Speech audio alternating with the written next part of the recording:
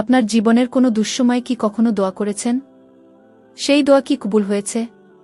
আজ আমি আপনাদের সামনে তুলে ধরব এমন একটি অসাধারণ গল্প, যা হয়তো আপনাকে নতুনভাবে দোয়া করার অনুপ্রেরণা দেবে।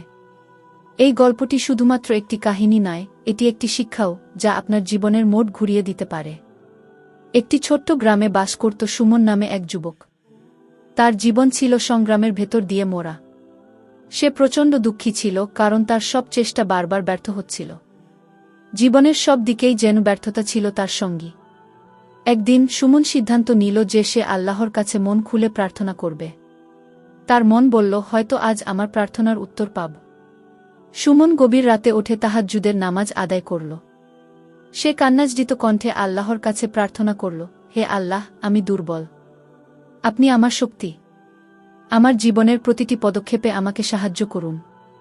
আমি আপনার উপর ভরসা রাখি। সেই রাতে সে অনেকক্ষণ ধরে প্রার্থনা করল, চোখের পানি দিয়ে নিজের মনের সব কষ্ট আল্লাহর কাছে নিবেদন করল।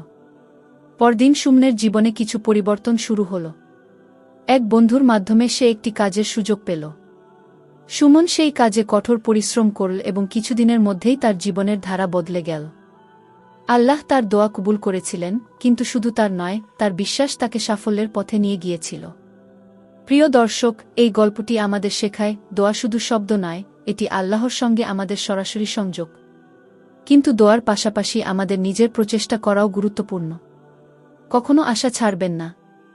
আপনি যে সমস্যাতেই থাকুন না কেন, আল্লাহর কাছে প্রার্থনা করুন, নিজের উপর বিশ্বাস রাখুন। কারণ দোয়া কবুল হয় শুধু সময়ের অপেক্ষা।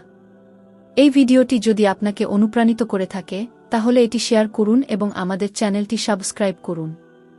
আরও এমন অনুপ্রেরণামূলক কাহিনী নিয়ে আমরা আবারও আসব। আপনাদের দোয়ায় থাকব। আল্লাহ হাফেজ।